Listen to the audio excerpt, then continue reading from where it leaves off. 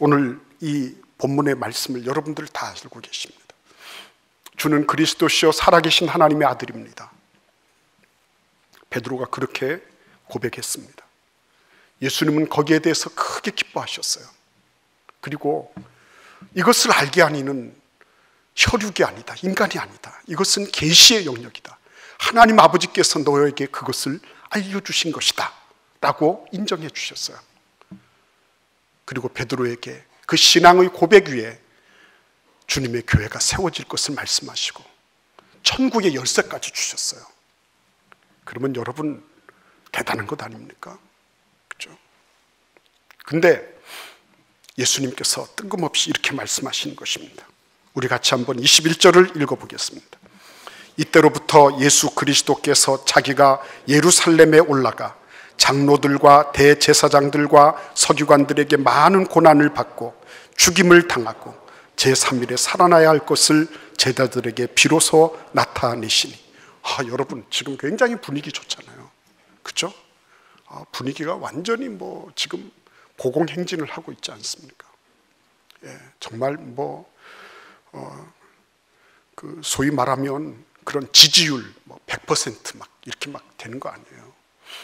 근데 그때 예수님께서는 당신이 죽으실 것, 그리고 3일 만에 부활하실 것, 이것을 말씀하십니다.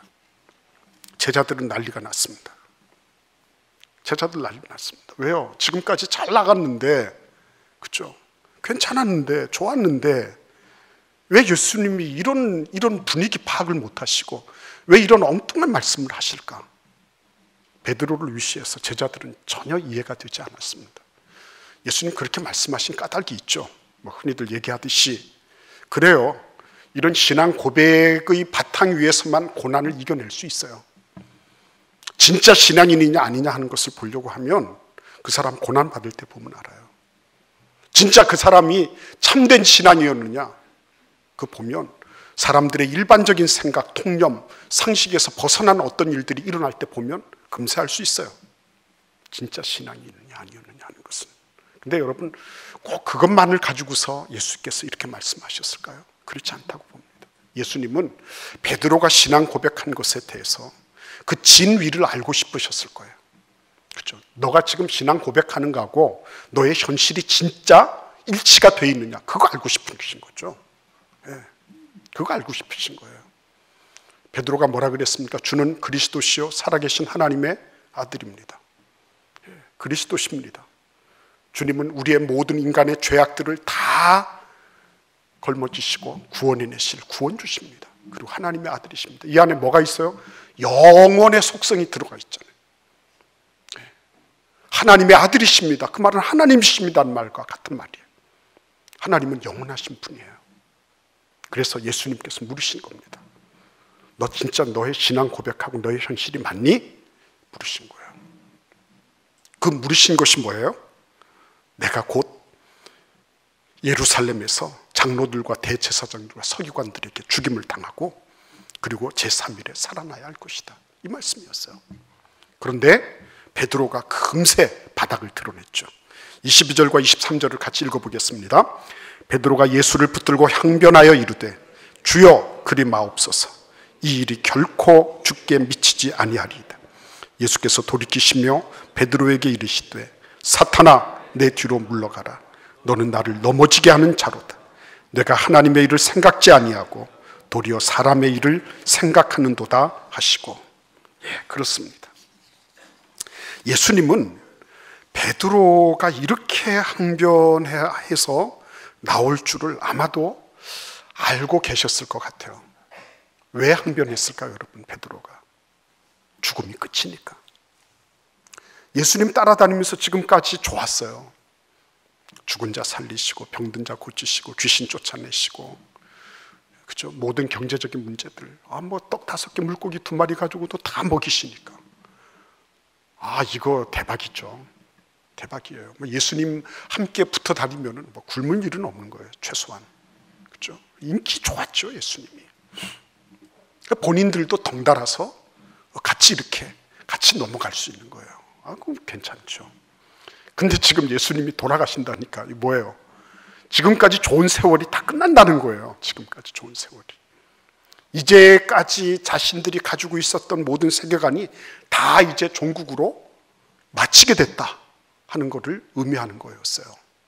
이게 베드로의 신앙 고백과 맞았습니까? 베드로의 신앙 고백 안에는 예수님이 영원하신 분이시다, 하나님이시다라고 하는 그런 고백이 들어있는데 그의 현실은 어땠죠? 아니죠. 현실은 예수님 돌아가시면 안 됩니다. 예수님 돌아가시면 우리가 가지고 있었던 그 모든 시나리오, 그 모든 각본은 다 폐기 처분되는 겁니다. 끝나는 거예요. 예수님 정신 차리십시오, 고정하십시오.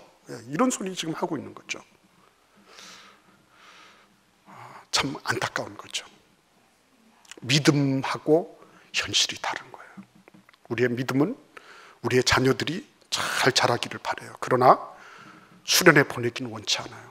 그 시간에 학원 가기를 바라요. 우리의 믿음은 나도 예수님 닮아서 잘 살고 싶어요. 정말 나를 통해서 수많은 영혼들이 구원받기를 원해요. 그러나 나는 그러한 일들에 대해서 뭔가 하는 거 부담스러워요. 싫어요. 그게 믿음은 참 이상적이고 바람직한 것을 지향하는데, 근데 나의 실제 현실의 삶은 거기에 같이 일치되지 않는 거예요. 힘들어요. 그래서 항상 고민하는 거예요. 갈등하는 거예요. 헌금 한번 하면서도 나의 믿음과 나의 현실은 계속 줄당기를 하는 거예요. 밀당을 하는 것입니다. 그래서 어떤 때는 천사가 이기고 어떤 때는 사탄이 이기고, 어떤 때는 의가 이기고 어떤 때는 악이 이기고, 그래서 참 이게 힘들기 짝이 없는 일이에요. 그러니까 주님께서 이 모든 베드로가 가지고 있는 이 모든 것들을 확 드러내고 계신 거죠. 드러나고 계신 거예요. 네가 진짜 신앙 고백하고 있는 게 맞냐? 넌 정말 내가 영원하다는 것을 믿고 있니? 근데 왜 그렇게 죽음에 대해서 그렇게 너는 과민 반응을 일으키냐? 너 내 멱살 잡으려고 막 달려들고 있네? 예수님 그러시는 거죠. 그러면서 베드로의 그 주위에서, 베드로의 배후에서 역사하고 있는 사탄의 그 정확한, 사탄의 그 정체를 정확하게 지목하시는 겁니다. 사탄아, 내 뒤로 물러가라. 너는 나를 넘어지게 하는 자로다. 너가 하나님의 일을 생각지 아니하고 사람의 일을 생각하는도다. 정확하게 찍어내시는 것입니다. 여러분, 오늘 이 말씀들을 가만히 한번 보시기를 바랍니다. 예수님이 신앙 고백에 대해서 이렇게 말씀하시면서 결국은 예수님이 보고 계셨던 것은 무엇입니까? 고난을 받고 죽임을 당하고 제3일에 살아나야 되리라. 예수님은 진짜 인생의 모든 로드맵, 당신이 가셔야 될 모든 로드맵을 다 가지고 계신 거예요. 그리고 이 죽음이 끝이 아니라는 것. 죽음은 앞으로의 부활을 위한 준비요, 앞으로 영원한 생명을 위한 출발점이고 영생의 문이라고 하는 것을 예수님은 알고 계셨던 거예요. 그건 어디에서 가능했습니까? 전체를 보셨기 때문에 가능한 거였어요. 데이비드 크리스천이라고 하는 호주의 한 교수가 있습니다. 이 사람이 빌 게이츠하고 빅 히스토리 프로젝트를 했습니다. 빅 히스토리라고 하는 게 뭐냐면 우리 우주의 모든 그 우주의 역사, 출발로부터 지금 현재까지를 137억 년으로 보는 것입니다. 137억 년. 그리고 인류의 발생을 오스트랄로피테쿠스가 한 250만 년, 300만 년 전에 왔다고 생각을 하면 전체 빅 히스토리 가운데 인류가 발생한 거 2, 3초가 안 되는 것입니다. 아이고, 이건 뭐 24시간 전체 137억 년을 24시간으로 보면 인류가 발생한 거는 얼마 되지 않는 거예요. 농경시대 11,000년, 10,000년 밖에 되지 않는 거예요. 우리가 옷 입고 다니고 뭐 밥 먹고 다니는 게 그렇게 오래되지 않은 것입니다. 전체 큰 관점에서 보면. 근데 여러분, 이게 진화론자들의 관점이라고 이렇게 폄하할 것만 아니라 저는 이걸 보면서 얼마나 은혜를 누렸는지 몰라요. 그래, 과학자들도 인생이 별거 아니라는 걸 아는구나. 근데 뭐 137억 년이 대단한 겁니까? 137억 년을 137배만큼, 아니 그 뭐 몇억 배만큼 더 느려도 하나님의 영원하심을 감당 못하는 것입니다. 우주가 발생한 거 137억 년을 하나님의 영혼의 관점에 집어넣으면 이거는 눈 한번 깜짝할 새도 되지 않는 거예요. 그 어마무시한 하나님의 광대하심 속에 인생이 살아가는 것입니다. 그런데 그 인생이 말이죠, 한 치 앞을 내다보지 못하면서 전체를 아는 것처럼 교만하는 거예요. 부분적으로 아는데, 고린도전서 13장 말씀처럼 부분적으로 알고 있는데 내가 전체를 다 아는 것처럼 아는 거예요. 그렇게 생각하는 것입니다. 얼마나 가슴 아픈 일인지 몰라요. 지금 현재 당장의 그 고통을 참지 못해서, 지금 당장의 그 갈등을 이겨내지 못해서 하나님 앞에 섰을 때 어떤 모습이 될까를 전혀 생각지 못하는 거예요. 감정대로, 내가 옳다고 생각하는 대로 막 질러대는 것입니다. 얼마나 가슴 아플까요? 그렇죠? 그것이 앞으로 어떻게 될지, 두고두고 오는 그 세월 속에서 어떤 결과를 나타낼지 하나님의 말씀의 인도를 받는 것이 아니라 나의 관점대로, 내 생각대로 하는 거예요. 제가 굉장히 가슴 아픈 영상을 하나 봤어요. 우리 해양경찰대가 얼마나 많은 일들을 하고 있는지 모릅니다. 근데 해안 경비정에 헬리콥터 타고 내리는 그 헬기장이 있어요. 근데 어떤 목포 해양경찰대 소속의 어떤 경비정이 갑자기 연락을 받습니다. 어떤 어업지도선에서 일하시던 분이 낙상을 해서 지금 이렇게 완전히 피를 많이 흘려서 위급 상태에 있다. 그 경비정이 막 달려갑니다.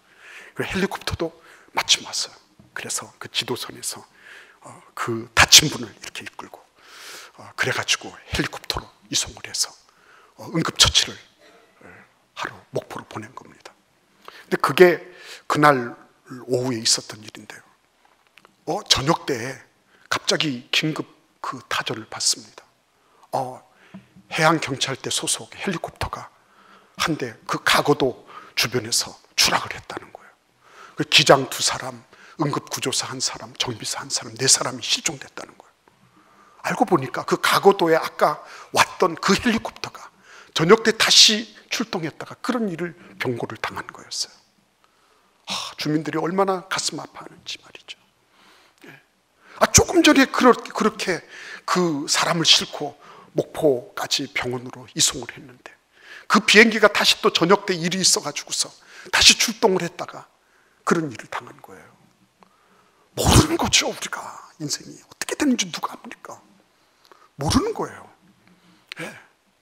근데 여러분, 그 전체적인 관점에서 놓고 보면 주님께서는 이 죽음이라고 하는 것이 이게 다가 아니야. 이게 끝이 아니야. 이게 모든 것을 다 종결짓는 게 아니야. 그 다음에 부활이 있고 그 다음에 영생이 있어 라고 하는 것을 말씀해 주기를 원하셨는데 그 소리는 듣지 못하는 거예요.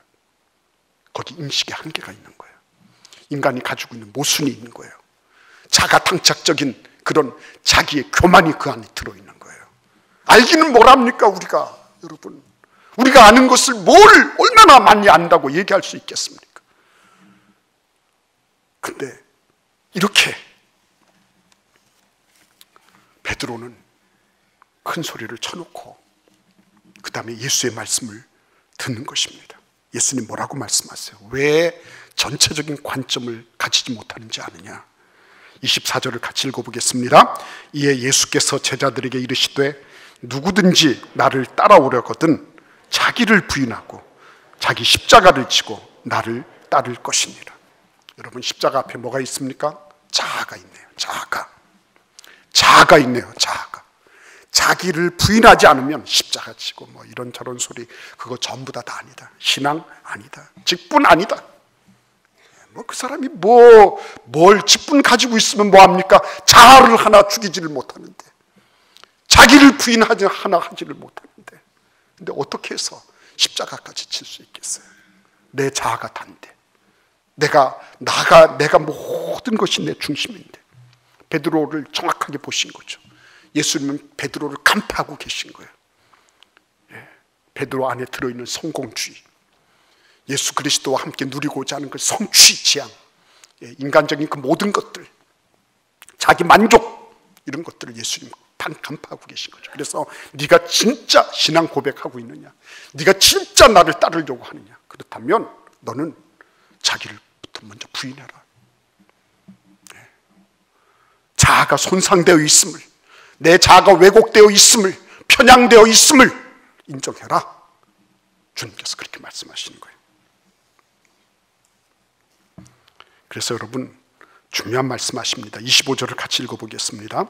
누구든지 제 목숨을 구원하고자 하면 잃을 것이요, 누구든지 나를 위하여 제 목숨을 잃으면 찾으리라. 그죠? 내 자존심 하나 건들면 그건 못 사는 거잖아요. 그죠? 못 사는 거예요.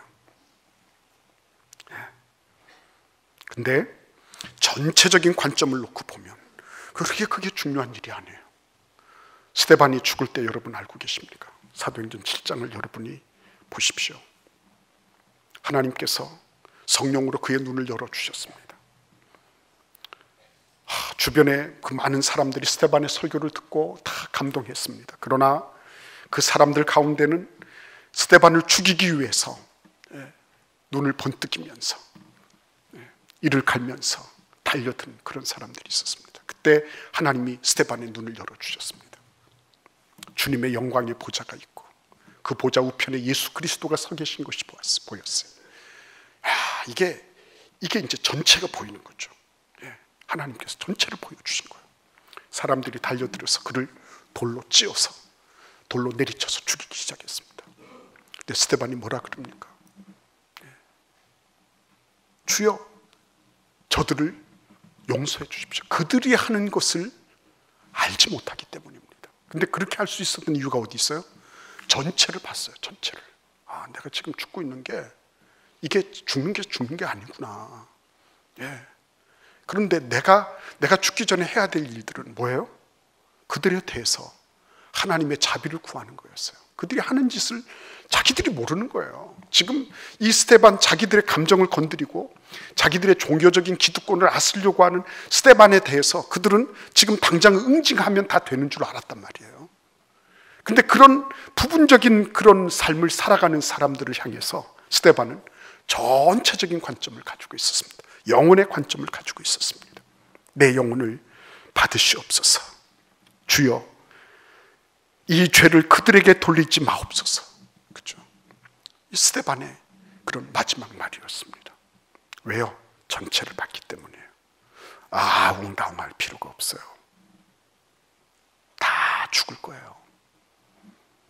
이렇거니 저렇거니 다 죽을 거예요.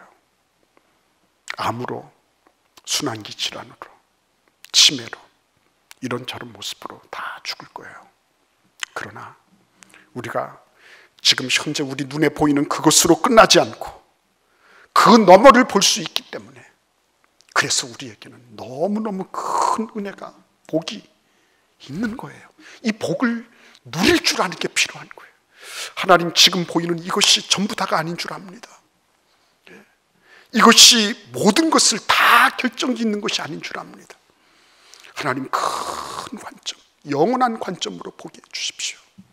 지금 지는 게 지는 것이 아니고, 지금 밀리는 게 밀리는 게 아니고, 지금 낙후되고 못 사는 것이 영원히 못 사는 것이 아니고, 하나님께서 때가 되면 아버지께서 아버지의 때에 아버지의 방법으로 다시 일으켜 주실 거예요. 나는 주님의 영원하신 관점, 그 관점에 나도 함께 동참하기를 원해요. 그렇죠? 그게 스데반의 그런 각오였습니다. 여러분, 하나님 앞에 결정하셔야 됩니다. 결정하셔야 돼요. 결단하셔야 됩니다. 내가 진짜 예수 믿냐? 그러면 나는 지금 현재 이런 어떤 사안에 내가 붙들려 있느냐? 아니면 영원한 관점을 가지고 하나님의 말씀의 공의를 이루면서 살아갈 것인가? 그렇죠? 지금 보이는 그것에 사로잡히지 마십시오. 죽는 게 죽는 것이 아닙니다. 지금 끝난다고 해서 끝나는 게 아닙니다. 하나님 앞에 영원한, 주님의 영원한 나라가 그 앞에 전개될 것입니다. 그렇기 때문에 여러분 기억하셔야 됩니다. 주님 앞에 내가 영원히 영원한 관점을 지닐 수 있도록 도와주세요. 그러한 관점들을 내가 끝까지 조견할 수 있도록 도와주세요. 주님은 뭐라고 말씀하십니까? 끝내는 심판 때에 아버지의 영광으로 그 천사들과 함께 올 그때에 각 사람이 행한 대로 갚을 것이다. 그렇게 말씀하십니다. 미안하지만 이 모든 것들은요, 심판 때에 비로소 다 밝혀질 거라는 거예요. 그러나 그때 깨닫게 되는 것은 늦으리예요. 때는 늦으리.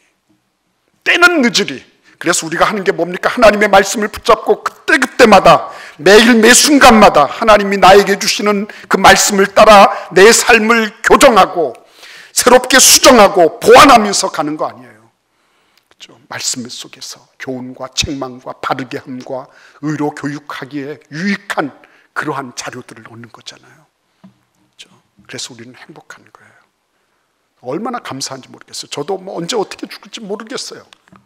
그러나 한 가지 중요한 거는 아브라함에게 하나님께서 너는 너의 본토 친척 아버지 집, 너의 고향과 친척과 아버지 집을 떠나라.